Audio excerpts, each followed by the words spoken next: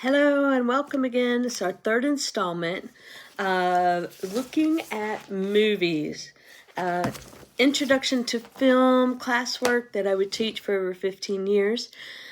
My name is Jennifer McCullum with Jen's SFX. I've been a professional film makeup artist since 1990 in the film industry, as well as teach.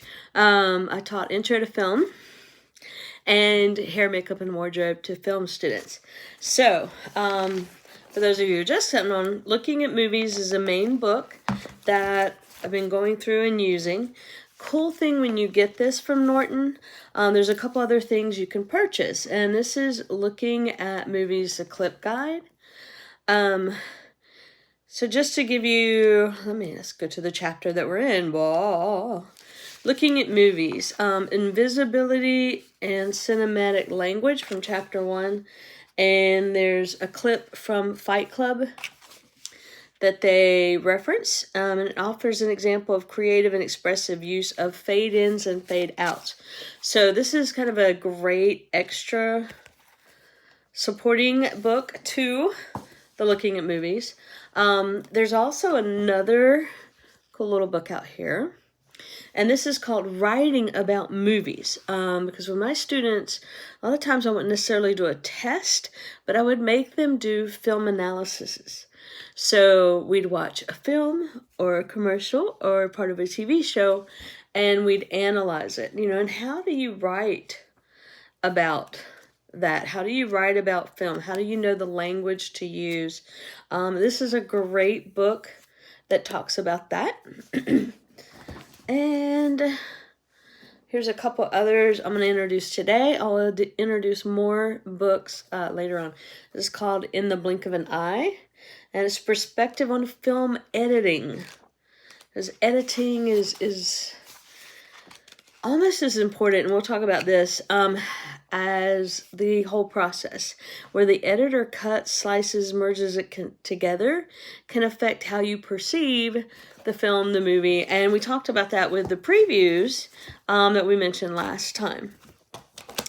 And I've got one other here, Film, Form, and Culture. This is a great little book, and you see I always have my little marks. The other cool thing, there's a DVD that goes with this too. So great places to pick up books like this. I'm here in North Carolina, which is close to the School of the Arts. There's a fabulous program there. And there's a place called, this is Edward McKay, but now it's called McKay's, or if you're in South Carolina, it's Mr. K's. They do a lot of books, reselling books and DVDs and videos and so forth. And this also, is like the long take in Citizen Kane and explaining that. Culture, form, just kind of give one thing I'd always do too with my students is, a lot of times we skip over this first page, but there's a lot of great information in any book that you have on this first page. Like, what's the company? McGraw-Hill. Copyright, 1999. It gives you an idea of when it was written. And there's probably newer versions of these two. When they do newer versions, you'll see originally 1999, and then it'll kind of, update from there. So I always like to look at that front page. There's a preview, the context gives you an idea. Seeing is not believing, image and reality. We've touched on that a little bit. Pleasures of tricking the eye. It's a big part of this movie art form. The stories told by film, there's a whole thing of that. Culture of film, storytellers who tells it, the future of a film. It's kind of interesting, even though this was 1999, go to that chapter, read it, and kind of see, did some of those come true? All right, so we are still in our first chapter of Looking at Movies. Ha ha ha ha ha. And I'm jumping back to here, kind of looking at where we stopped. Yeah, there we go. So, the movie director. Here we go. Hopefully this doesn't fall on us. So, as I mentioned, I don't know if you guys can see that real well. Let's go to a different color. Make it brighter. Make it brighter. I would do this in class too.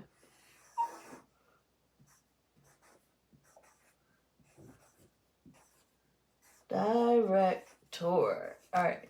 As Ami mentioned, yeah, that's a little bit better. There are several reasons you'll go see a movie, right? The preview, word of mouth, maybe it's an actor, or maybe it's a director. Like you'll see anything that Spielberg or Lucis or Coppola, Shyamalan, and maybe there's a favorite director that you've run into, and you're like, let me watch more movies by this director. So throughout this book, we give primary credit to the movie's director. You'll see references, for example, to James Gunn's Guardians of the Galaxy, or Zero Dark 30, director Catherine Bigelow. You may not know anything about the directorial style, but you enjoy the movies that you may see, and you want to seek them out for future movies because you really liked what they did. Okay, let me put that in. So movies are, like I mentioned, is a form of art. And when we talk about the director, they're usually the top art person. And there's all these other departments that are also artists underneath the director. All moviegoers know, if only from seeing the endless credits at the end of a movie, and I always recommend watching the credits. I'm a big Jackie Chan fan, so I used to always watch to the end because he would do outtakes, people getting hurt doing these stunts, because he didn't want the kids to go try these cool super stunts of Jackie Chan and get hurt. you know, he's shown people break their foot, maybe had a motorcycle accident, being taken away, in an ambulance. Now, outtakes, or cookies, as I like to refer to them, of a movie, because you have your movie, which is your meal, and your cookies, you're like the little treat at the end. A lot of times these outtakes, cookies, give you a little hint for the next thing. My greatest example, Pirates of the Caribbean. The first Pirates of the Caribbean, if you stay towards the end, there was a cookie, a bit of footage, where the monkey goes back and steals gold. So I had several people watching the second Pirates of the Caribbean. I'm like, why are they trying to kill the monkey? Well, we put all the treasure back so that we wouldn't be immortal. And guess who stole the gold back? The monkey. Hello. Then at the end of the second Pirates of the Caribbean is a great cookie with the dog being chased by the natives on the beach. It was really cool. So I was personally hoping for the third movie for the cookie to be about the parrot, which is kind of cool. It wasn't. You'll have to go watch it. So a lot of times there are, and one other cool example about cookies and outtakes for movies is Toy Story. So Toy Story is animated, right? So you don't get bloopers that sometimes I'll use in a movie. You don't have extra footage that you take and do.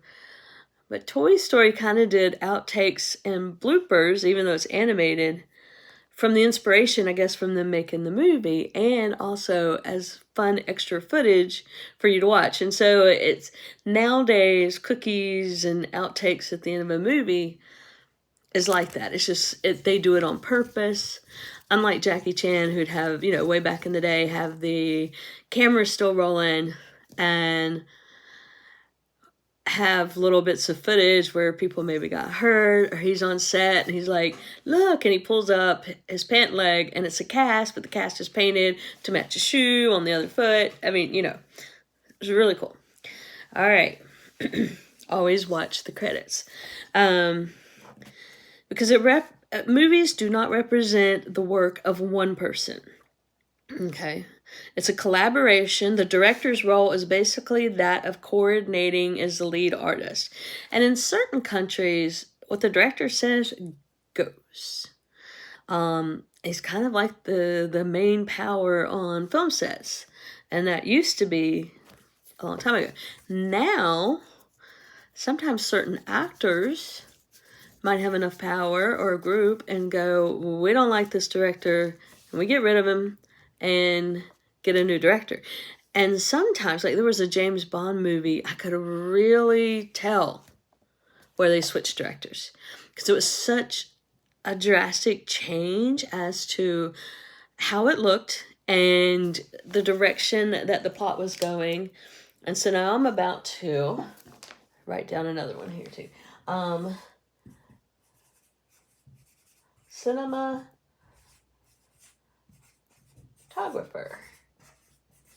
I think that's right. I usually have another book that's a wardrobe book, which I could not find, that lists a lot of these really well. Cinematographer is usually your second. At the main monitors, I always tend to tell my students there's at least 3 people sitting at the main monitor. There's the director, who's seeing what all, and the main monitor might have every camera angle for them, and they can switch back and forth. And then the cinematographer, because he's in charge of the lighting, the cameras, and how that whole part looks. The director's looking not only at that, but also the acting, and are we getting what we want? Because then it's going to go to the editor after we get whatever footage on the camera. And the third person that's there, I'll write them down, so I think they're important. And I've been on projects where they're like, we're not going to hire someone to do this. Are you ready? This is what I call script supervisor. Now, script supervisor, I'm going to turn this just a little bit so you can size that better. She, they have the script. And big book, big binder with everything that's written. And as we're shooting scenes and we're doing takes of scenes, that person is writing, how long each take took, how long the line took, like 2 minutes this time, 1 minute, 48 seconds last time. And they are also looking at what the mise en scène people do, kind of being a second backup. They're also there if an actor forgets their line. They'll shoot it out to that actor. So we can keep rolling. Nowadays it's great because you can keep rolling. It's digital. You can cut, you can edit, so much easier to back when it was film on a reel and you had to cut and slice and all that. I've heard stories, Clint Eastwood likes to rehearse, and do 3 takes. That's cool. I was on an independent film where we did 38 takes of a guy planting flowers. No lines. And this is a movie where it's a prodigal son story, and I may have mentioned this before, and that one take where the son's coming up down the road and the father comes up and they meet in the middle of the road. We did 1 take of that. And there's one thing that in teaching, and at some point I would love to direct, 2 takes for safety. So even though we're not doing physical film anymore, we're doing digital, there's computer issues, the little memory sticks getting broken, or memory cards. There's all kinds of things that can still happen. Or, a lot of times when we do art, as an artist, we focus on that one little thing. Like as makeup, we're going to be focusing on the face. And there are times you got to step away, rub your eyes, take a break, and then come back and look at it. And that same thing can happen in film. So you could be sitting there and as a director, and wow, that acting was good. The lighting looked good. Da, da, da, da. And maybe the script supervisor goes, well, the glass was half full, and it was full in all the other takes. Or that one take, So it was 1 take, you got nothing to compare it to, literally. And that is why a big part of job of hair, makeup, wardrobe, props, art department is that at the beginning of each take, we reset and we make sure it looks exactly the same as it did for every other take at the beginning. So maybe somebody's hair sticking out of place, a scarf, being, done just right, a glass being half full or empty or full, and stuff like that. All right. So film is a collaboration of a lot of people. And we're going to get more and more into that through this book. Okay. The bigger the movie, the larger the crew, and the more complex and challenging the collaboration is. Through different directors, bring a variety of levels and foresight, pre-planning, control to a project. Every director must have a vision of the story and the style to form an initial instructions for the collaboration. And this is where all these different department heads will get together and they have meetings. And then those department heads will process that information down. Okay, in every stage. In short, the director must be a strong leader with a passion of filmmaking and a gift for collaboration. Movies. TV shows. If you look at TV shows, a lot of times for each episode, there might be a different director. Then they bring in different people. Star Trek, for instance, they've had, Gene Roddenberry was a director, but Jonathan Frakes, who plays one of the actors, has also been a director, and he's found that he really likes that. So a lot of times actors may switch over to the director's role. And that's an interesting thing too. Let's say you have someone directing, but they're also acting in the movie.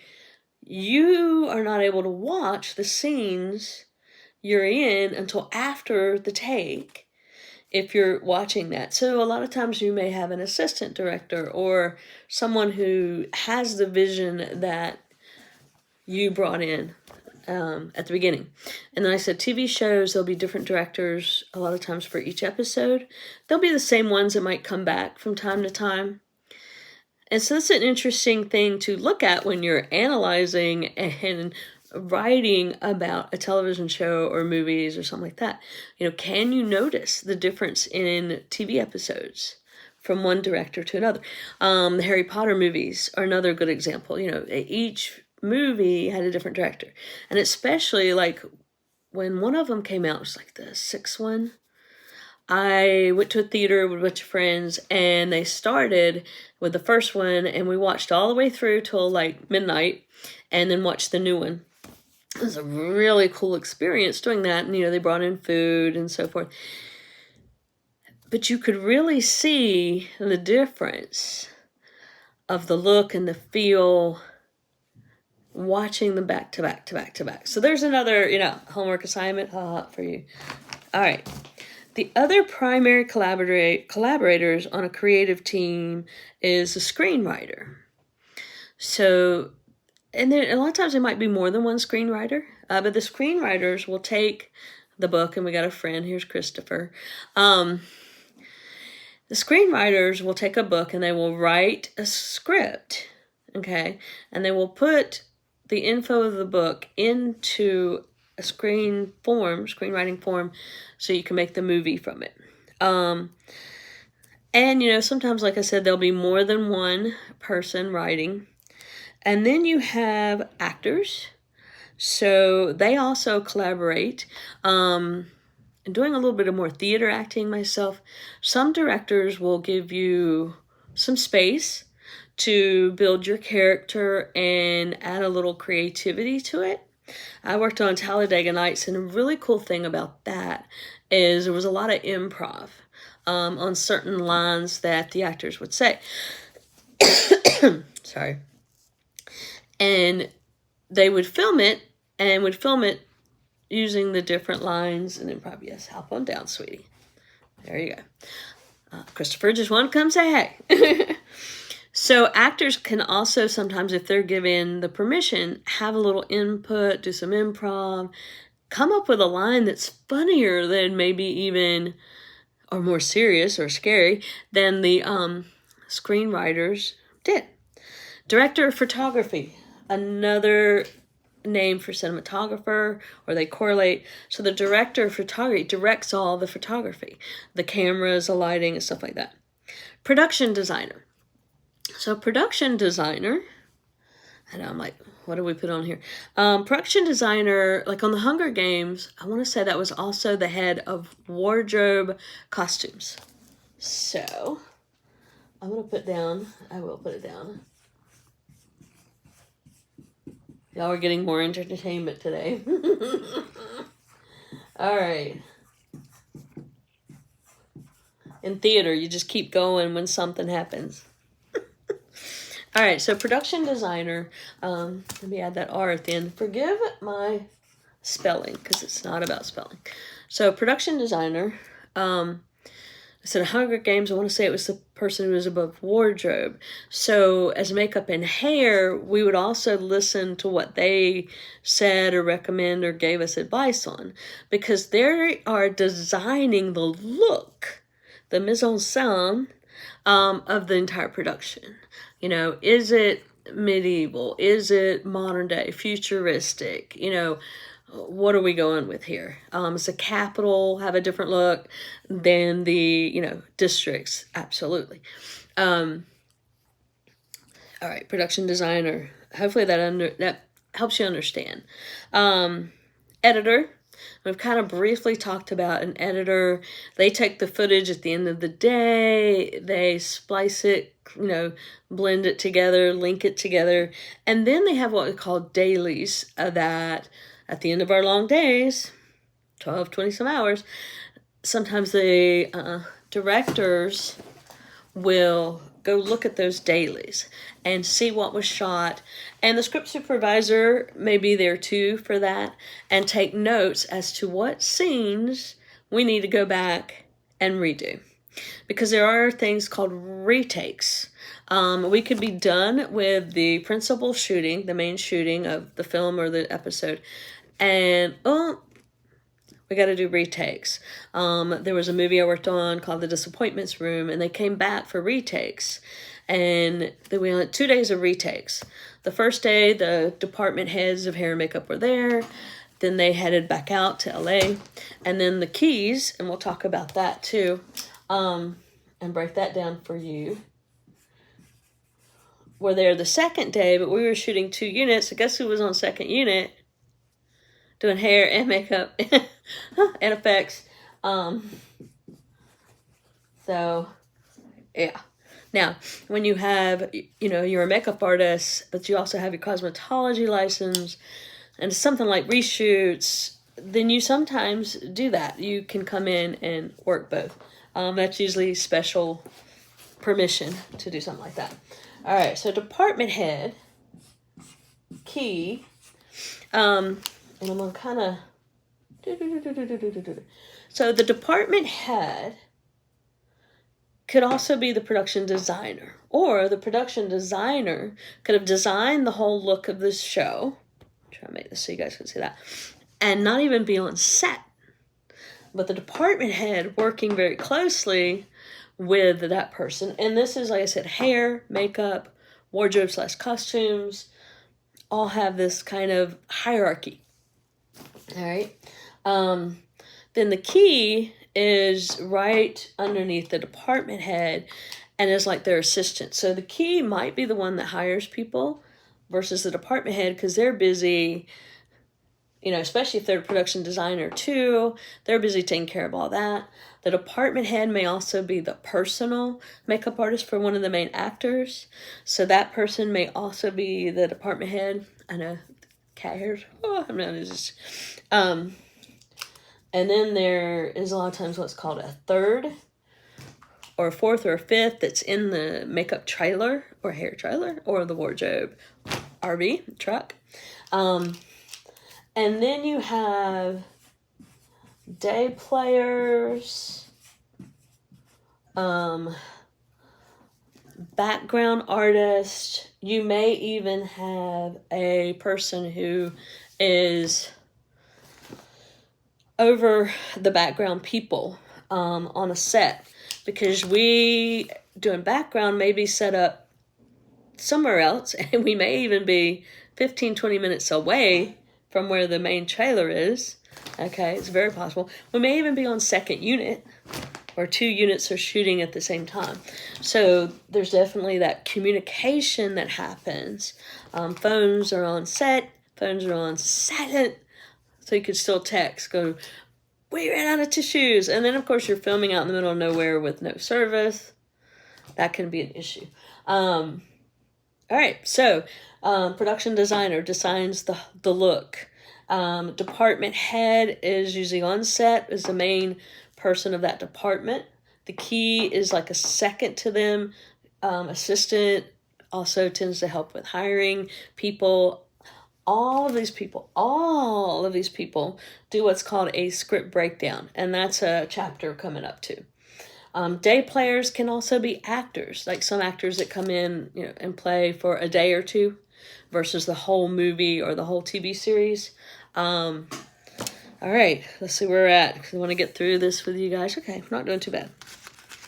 The director's primary responsibilities are performance and camera, which is why they're behind that main monitor.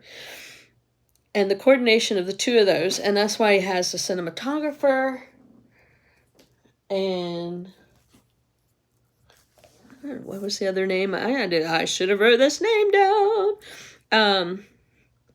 Director of photography are also there doing that. You're probably not going to be listening to what I'm saying. All right, so the director works with the actors, help develop their character, leads rehearsals, and blocks out the performances, which is like, okay, we're going to go here, here, here. We're going to do an establishing shot. Then we're going to move in. We're going to do it from this angle, that angle. And it's funny. I've seen where they, weather. Here in North Carolina, we say if you don't like the weather, just wait. So I've seen where we did the wide establishing shot, we did the 2 shot, 2 people talking. We shot the one guy doing all his lines, went to lunch, came back, turned around, and we're shooting the other guys. Well, this way, it was partly cloudy, a little sun. This way, it had started snowing. Can't help that. That's a gaffe in the film, but what can we do to control that? I mean, we can put up, the grips and electrics can put up one of the big panel reflector things and kind of block it from over the top, maybe, but you're still probably going to see that snow in the background. And that's part of the fun struggles. All right, after the shoot. So, director works with the director of photography to design the overall cinematic look for the movie and to visualize the framing composition of each shot before, during shooting. So that's another place where the cinematographer, director of photography comes in. It helps set up the shot angles and things like that. So I've seen some beautiful, and working with Righteous Gemstones, some beautiful shots where we have like the dancers dancing on stage and they do an overhead shot. Gorgeous to get all these shots. And sometimes we get all these great shots, but we don't always use them. And when you get to the editor, that could happen. All right. Or you have TV shows, you have a time limit.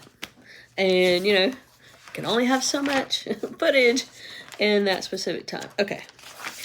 Alrighty. Along the way, as inspiration or obstacles necessitate, changes are made to everything from the script to storyboards to blocking and edits. The director is the one making or approving each adjustment, and sometimes after careful deliberation, and sometimes after on the fly.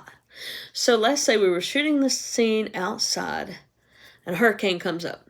It's happened on several things I've been working on. We have to swap, do a lot of footwork, and switch days, and maybe shoot something inside.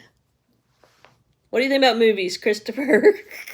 And then we have to take, we're going to shoot outside because of hurricane, rains, whatever, snow, and move it to another day.